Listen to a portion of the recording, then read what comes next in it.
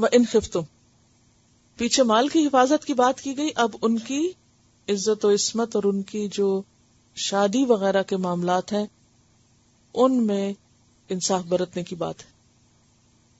ٹھیک ہے، یہ آیت جو پچھلی سے متعلق ہے، یتیم لڑکیوں کے بارے میں بات ہو رہی ہے. وہ ان خفتم، اور اگر تمہیں خوف ہو، اندیشہ ہو، یعنی تم جانتے ہو. خفتم یہاں معلوم ہونے کے معنی میں، یہ پیچھے بھی آپ پڑھ چکے. فمن خاف من موص جنفا او اثما، کہ اگر تم کو اندیشہ ہو کس بات کا؟ اللہ تقسطوا، کہ تم انصاف نہ کر سکو گے. تقسطوا کا روٹ کیا؟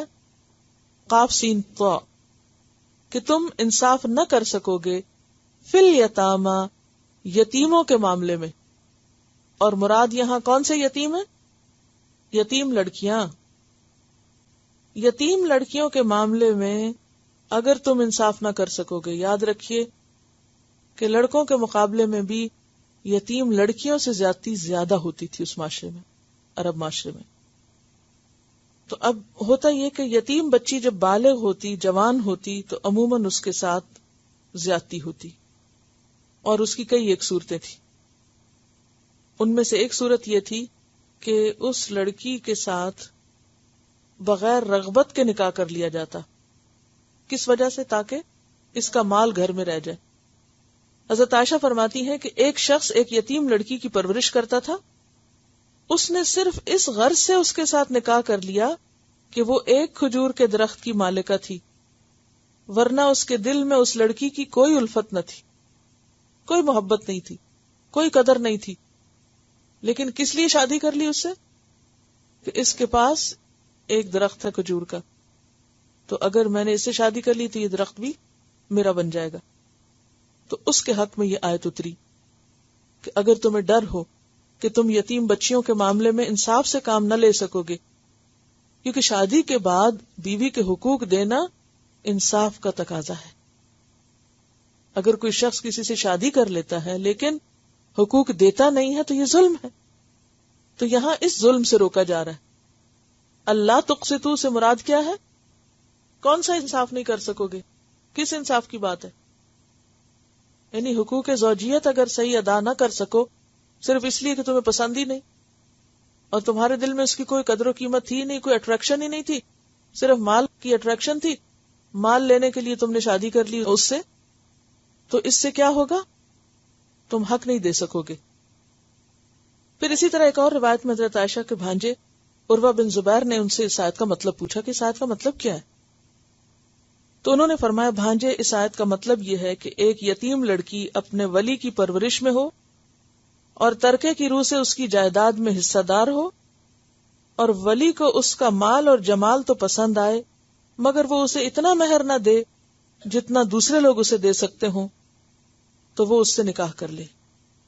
ہاں اگر اتنا ہی دے دے تو پھر نکاح کر سکتا ہے، ورنہ وہ ان کے علاوہ دوسری عورتوں کو جو اسے پسند ہو ان سے نکاح کر لے، اور 4 تک ایسی بیوی کی اجازت ہے.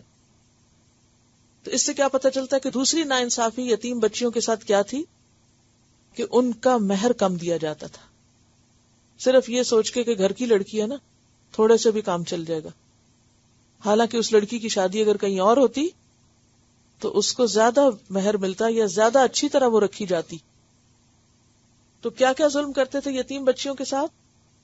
ان کے مال کی وجہ سے ان سے شادی کر لیتے خواہ وہ پسند نہ ہوتی. ایک وجہ تھی مال اور ایک وجہ تھی حسن. ان کے حسن کی وجہ سے شادی کر لیتے اور صحیح مہر ادا نہیں کرتے تھے. ٹھیک ہے. تیسری صورت، شادی کر کے ہی نہیں دیتے تھے. وہ کیوں؟ ہمارے یہاں بھی مسلمان ملکوں میں بعض اوقات ایسی چیزیں ہیں نا کہ بعض لڑکیوں کی شادی جن کی خاص طور پہ بڑی بڑی جائیداد ہوتی ہے شادی کرتے ہی نہیں. کیوں؟ خاندان سے باہر یہ سب کچھ چلا جائے گا تو گھر میں ہی رکھو. پھر کبھی قرآن سے شادی کر دیتے ہیں، کبھی کسی اور چیز سے. یہ سب ظلم کی قسمیں. بہرحال وَإِنْ خِفْتُمْ أَلَّا تُقْسِطُوا فِي الْيَتَامَى فَانْكِحُوا مَا طَابَ لَكُم مِّنَ النِّسَاءِ مَثْنَىٰ وَثُلَاثَ وَرُبَاعَ، کہ اگر تمہیں پتا ہے کہ تم یتیم بچیوں کے ساتھ انصاف نہیں کر سکتے، ان کو ان کے حقوق نہیں دے سکتے، تو ان سے شادی مت کرو، بلکہ کیا کرو، ان کے علاوہ اور عورتوں سے شادی کر لو، اور اس شادی میں تمہارے لیے 4 تک کی گنجائش ہے۔ اب یہ کانٹیکسٹ دیکھیے کہ وہاں 4 تک کی تمہیں اجازت ہے۔ اب یہاں پر یہ نہیں کہا جا رہا کہ ہر مرد 4 شادیاں ضرور کرے، یہ نہیں لکھا ہوا، یہ جو عام طور پر لوگ اس کا مطلب بتاتے ہیں اور مذاق اڑاتے ہیں نعوذ باللہ اس آیت کا۔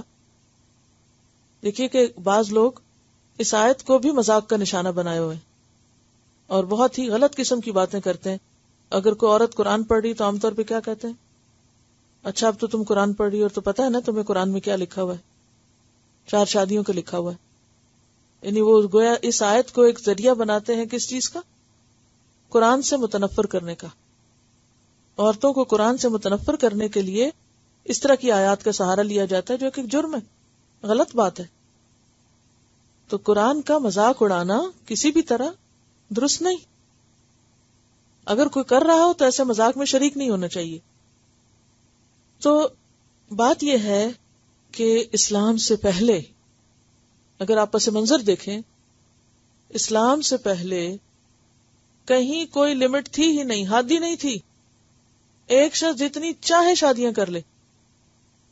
عربوں کے ہاں بھی دور جاہلیت میں، اور اس کی کئی مثالیں بھی ملتی ہیں۔ مثلا غیلان بن اسلمہ نے اسلام قبول کیا تو اس کی 10 بیویاں تھیں۔ قیس بن حارث نے اسلام قبول کیا تو وہ خود کہتے ہیں کہ میرے نکاح میں 8 عورتیں تھیں۔ آپ نے فرمایا 4 کو طلاق دینا ہوگی، 4 رکھ سکتے ہو۔ اسی طرح غیلان کو بھی یہی کہا کہ تم صرف 4 رکھ سکتے ہو، یعنی ایک حد رکھی گئی، اس سے آگے نہیں جا سکتے۔ اور صرف یہ اسلام میں نہیں ہے۔ اب آپ دیکھیے کہ جو باقی ادیان ہیں، مثلا آپ دیکھیے کہ ہندوؤں کے ہاں ویداز میں غیر محدود تعدد ازواج کا ذکر ملتا ہے، کوئی حد ہی نہیں۔ پھر اس طرح کرشن کے بارے میں آتا ہے کہ ان کی سینکڑوں بیویاں تھیں۔ یہ کوئی مذاق اڑانے کی بات نہیں، لیکن فیکٹس ہیں جو آپ کے سامنے لانا مقصود ہے۔ عموماً اسلام کو اس پوائنٹ پہ آ کر متون کیا جاتا ہے، اور خصوصاً نبی صلی اللہ علیہ وسلم کی شادیوں کو بہت اچھالا جاتا ہے۔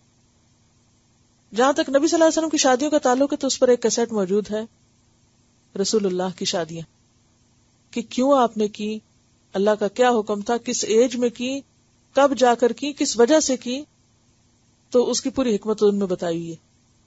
کیونکہ یہ وہ مقام ہے کہ جس میں آ کر عموماً لوگوں کو، خصوصاً خواتین کو، اسلام سے متنفر کرتے ہیں کہ دیکھو تمہارے کوئی حقوق نہیں، اسلام تو 4 شادیاں کرنے کا حکم دیتا ہے۔ تو یہ حکم نہیں ہے، یہ ایک حل بتایا گیا ہے، اور اسلام صرف کسی ایک خاص معاشرے کے لیے نہیں ہے، ہر دور اور ہر علاقے کے لیے ہے۔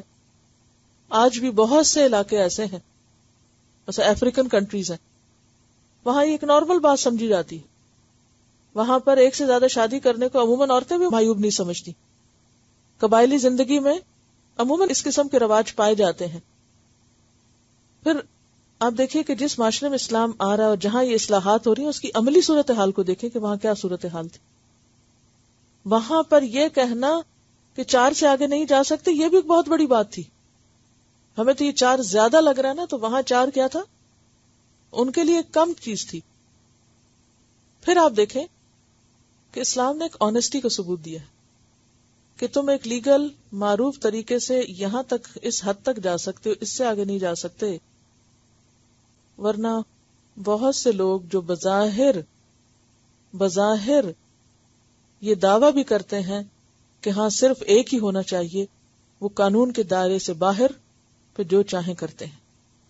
اسلام نے اس دھوکہ بازی کی اجازت نہیں دی کہ آپ شادی تو ایک کریں اور شادی کے باہر جتنے چاہیں تعلقات رکھیں، نہیں، معروف طریقے سے عورت کے حقوق دیتے ہوئے۔ کیونکہ آپ دیکھیے کہ ایسی عورت کا کیا حق ہے کہ جس کو یہ بیوی ہونے کا سٹیٹس ہی نہیں ملا، وہ بیوی کے طور پر ڈکلیئرڈ ہی نہیں ہے، بیوی ہونے کے رائٹس ہی نہیں ہے اس کے پاس، کیونکہ بیوی ہونا جو ہے وہ بہت سارے حقوق کا تقاضا کرتا ہے۔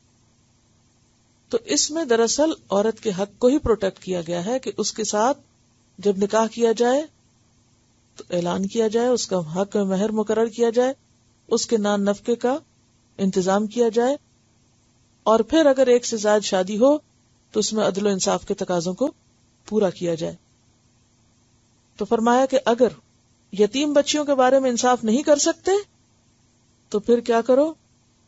عام عورتوں میں سے شادی کر لو. ما طاب لکم، یہاں پر ایک لفظ جو آیا ہے نا ما طاب، اس سے پتہ چلتا ہے کہ شادی کے موقع پر اس بات کا خیال کرنا بہت ضروری ہے کہ ایسی جگہ شادی کی جائے جہاں دل راغب ہو. اسی لیے کیا حکم ہے کہ لڑکی سے بھی پوچھو اور لڑکے کے لیے بھی کیا پسندیدہ ہے کہ وہ اس معاملے میں یعنی ما طاب لکم کا لحاظ رکھے. اور ما طاب لکم میں صرف شکل و صورت نہیں آتی. وہ حدیث میں آتا ہے نا کہ عورت سے 4 چیزوں کی بنیاد پر شادی کی جاتی، اس کے مال، اس کے جمال، اس کے حسب اور اس کے دین کی وجہ سے. فاظفر بذات الدین طربت یداک، دین والی کو اختیار کرو تمہارے ہاتھ خاک آلود ہو. تو اس سے ما طابہ یعنی جو پسند آئے سے مراد صرف حسن کی بات نہیں ہو رہی یہاں. اس سے مراد یہ کہ ان کے جو اوصاف ہیں یا کردار ہے، یہ جو کیریکٹر ہے، اس کی طرف بھی اشارہ ہے. لیکن ہر انسان کی پھر اپنی ایک چوائس ہوتی ہے، ایک سلیکشن ہوتی ہے. تو اس میں کہنے کا مطلب یہ ہے، مقصود یہ ہے کہ جبر سے شادی نہ کی جائے. کیونکہ اگر کسی کو مجبور کر کے کسی کے ساتھ شادی کرنے کے لیے کہا جائے گا تو اس کا نقصان کیا ہوگا؟ وہ نبھانا مشکل ہو جائے گا، پھر ظلم ہوگا، حقوق پورے نہیں، اللہ تقسطوا ہو جائے گا، حق نہیں دے سکو گے. تو اس لیے شادی سے پہلے طبیعت کا میلان یا رضامندی لڑکے اور لڑکی دونوں کی ضروری ہے. آپ صلی اللہ علیہ وسلم نے فرمایا اگر تم میں سے کوئی کسی عورت کو نکاح کا پیغام دے تو ایسی چیزوں کو دیکھ لینا ممکن ہو جو نکاح کی طرف رغبت دلائیں تو ایسا کر لو. یعنی لڑکی کو دیکھا جا سکتا ہے. مغیرہ بن شعبہ کہتے ہیں کہ میں نے ایک عورت کو نکاح کا پیغام دیا. آپ نے فرمایا کیا تم نے اس کو دیکھا ہے؟ میں نے عرض کیا نہیں. فرمایا اس کو دیکھ لینا کہ یہ دونوں کے درمیان محبت اور موافقت پیدا کرنے کے لیے زیادہ بہتر ہے. مسند احمد کی روایت ہے. تو اس سے کیا پتہ چلتا ہے کہ ما طاب لکم میں کہ اگر لڑکا لڑکی کو دیکھ لے اور پھر اس میں اسے رغبت محسوس ہو، اور اگر نہیں بھی دیکھنا چاہتا تو اگر وہ سمجھتا ہے کہ دوسرے کے دین کی وجہ سے یا کسی بھی بنیاد پر اگر وہ اس پہ راضی ہے، اسی طرح بعض اوقات ممکن نہیں ہوتا، دوسرے ملک میں ہو سکتے ہیں، دوسرے شہر میں، تو خالی تصویر سے تو وہ سب بات نہیں پتہ چلتی نا. تو ایسی صورت میں اگر کچھ ویلیوز بیچ میں ایسی ہیں کہ جن کی بنیاد پر رغبت موجود ہے تو اصل چیز یہاں رغبت کی کوئی بھی بنیاد جو انسان کے لیے آمادگی کا ذریعہ ہو وہ کافی ہے. تو ما طاب لکم، من طابہ نہیں کہا، ما طابہ کہا ہے. ٹھیک ہے. من النساء عورتوں میں سے مثنا 2 وثلاثہ اور 3 ورباع اور 4. فإن خفتم، پھر اگر تم ڈرو، یعنی یہ صرف رخصت ہے، حکم نہیں، پابندی نہیں، کیونکہ دنیا میں بہرحال عورتیں 4 گنا زیادہ تو نہیں ہیں مردوں سے. فإن خفتم، پھر اگر ڈرو تم، کس بات سے ڈرو تم؟ اللہ تعدلوا، کہ تم عدل سے کام نہیں لے سکتے، تو کیا کرو؟ فواحدۃ، ایک ہی کافی. نبی صلی اللہ علیہ وسلم نے فرمایا جس شخص کی 2 بیویاں ہوں اور وہ ان کے درمیان عدل نہ کرے تو قیامت کے دن آدھے دھڑ کے ساتھ اٹھایا جائے گا. آدھے دھڑ کے ساتھ، یعنی یہ کوئی آسان چیز نہیں ہے، بہت سخت شرط کے ساتھ مقید ہے. فإن خفتم، پھر اگر تم ڈرو، اللہ تعدلوا، کہ توازن نہ رکھ سکو گے، عدل نہ کر سکو گے، تو فواحدتاً، ایک ہی کافی ہے تاکہ ظلم سے بچو. او ما ملکت ایمانکم، اور اگر ایک کرنے کی بھی اہلیت نہیں آزاد عورت سے، تو پھر غلام عورت سے بھی تمتع کر سکتے ہو. نکاح اور تمتع میں فرق ہوتا ہے. نکاح ولی کرتا ہے، تو غلام عورت کا تو ولی کوئی نہیں ہوتا نا. اور پھر وہ غلام عورت جو ہے وہ اس کی اپنی غلام بھی ہو سکتی ہے کہ خریدی بھی ہو، جیسے پہلے زمانے میں. اب تو خیر خرید و فروخت نہیں ہوتی، لیکن جب دنیا میں یہ چیزیں تھیں تو خریدی بھی ہو سکتی، تو خرید کے اس کی ملکیت ہوگی تو وہ اس کا مالک ہے پہلے سے ہی. ٹھیک ہے. تو جو غلام عورت ہوتی ہے، انشاءاللہ آگے والمحصنات میں بھی غلام عورتوں کا آگے ذکر آئے گا. تو جو غلام عورت ہوتی ہے جس کو لونڈی کہتے ہیں، اس سے نکاح نہیں ہوتا الا ہی کہ اس کو آزاد کر دیا جائے. آزاد کر کے پھر اس سے نکاح ہوتا ہے، جیسے آپ صلی اللہ علیہ وسلم نے صفیہ سے کیا تھا اور ان کی آزادی کو ان کا مہر قرار دیا تھا. اور آزاد عورت سے نکاح ہوتا ہے. تو نکاح کی کچھ اور شرائط ہے اور تمتع کی کچھ اور شرائط ہے. اور اس میں تھا کہ اس زمانے میں جن کے پاس وسائل ہوتے تھے وہ عام طور پر آزاد عورتوں سے شادی کرتے تھے، اور جو لوگ غریب ہوتے تھے یا ان کے پاس وسائل نہیں ہوتے تھے تو پھر وہ غلام عورتوں سے، کیونکہ ان کا مہر کم ہوتا تھا اگر نکاح ہوتا. یعنی اگر کسی کی باندھی اور نکاح کسی اور نے کیا ہے، یعنی دو غلام آپس میں ایک دوسرے سے نکاح کریں تو وہ پھر ایک اور صورت ہے. اس کی تفصیل سورۃ النساء آیت نمبر 24 اور 25 میں موجود ہے. ذالکا، یہ کیا ہے؟ اشارہ کس چیز کی طرف؟ اس حکم کی طرف. ادنا، قریب تر ہے. ادنا کا لفظ دنو سے ہے، دال نون واو. قریب تر ہے. اللہ تعولو، کہ تم ایک طرف نہ جھک جاؤ، حق تلفی نہ کرو، ظلم نہ کرو. اور امام شافعی نے اس کا معنی بتایا کہ تم کثیر اور اولاد نہ ہو جاؤ. تعول کا لفظ عیال سے عین واو لام اول. اول کا مطلب ہوتا ہے ایک طرف جھک جانا، یا اول کا مطلب عیالدار ہونا. اہل و عیال نہیں بولتے، یہ وہ عیال ہے.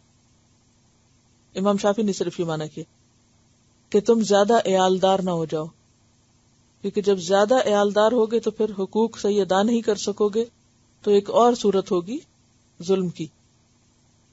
تو اصل بنیاد کیا ہے؟ یعنی شادی میں اصل چیز کیا ہے؟ ایک دوسرے کے حقوق ادا کرنا.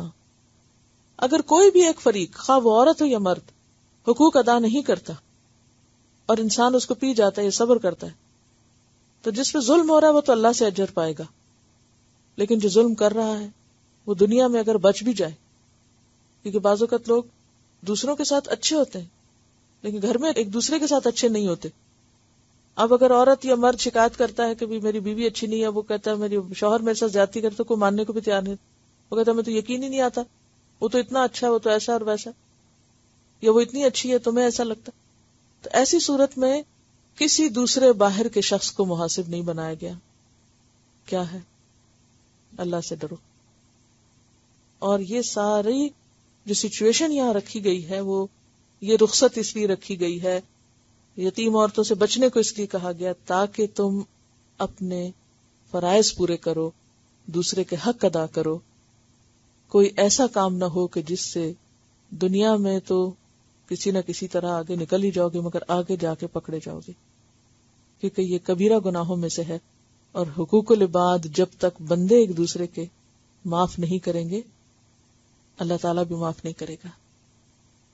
انسانوں کا ایک دوسرے پہ ظلم جو ہے وہ بہت بڑا جرم ہے.